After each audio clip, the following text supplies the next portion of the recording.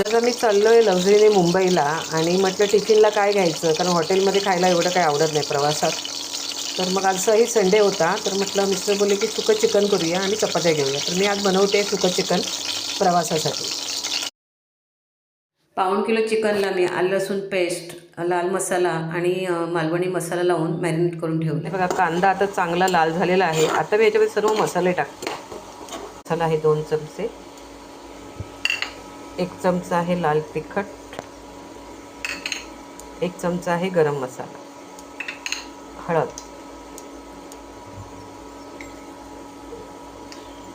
आता मी थोडंसं परतून घेते चांगलं. मी आलं लसणाची पेस्ट टाकलेली, परत थोडीशी टाकते. ॲक्च्युली कांद्याबरोबर टाकायला पाहिजे, विसरले.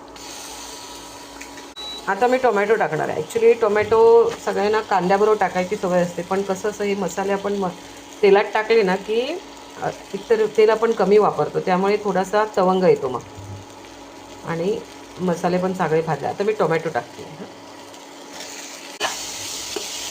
टोमॅटो टाकले की मी थोडासा पाण्याचा शिंतोडा मारते. थोडं पाणी आहे, आपलं चिकन टाकते. मी हे चिकन असंच बनवणार आहे, काही मसाले, काही ओला मसाला नसणार आहे, म्हणजे प्रवासात खराब व्हायची भीती नाही.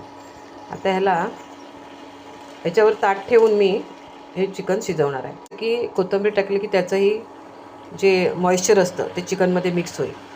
चिकनला पाणी सुटले, म्हणजे कोथिंबीर भरपूर घातली आणि टोमॅटोचं, म्हणून मी टोमॅटो पहिल्यांदा शिजवून नव्हते घेतले. मग त्याच्यामध्येच हे सगळं चिकन शिजून येणार. जराही पाणी न घालता बघा चिकनला किती पाणी सुटलं आहे, म्हणजे फक्त आपला कांदा, टोमॅटो, आलं लसूण पेस्ट आणि भरपूर सारी कोथिंबीर. मी कुठेही म्हणजे हिरवा मसाला वगैरे कुठेही काहीच वापरला नाही, तरी पण इथं पाणी सुटले आणि त्या पाण्यामध्येच मी शिजवून घेतलं चिकन. मी एवढंच ठेवणार आहे, चिकन शिजलेलं आहे. थोडं चपातीवर खायला बरं पडेल.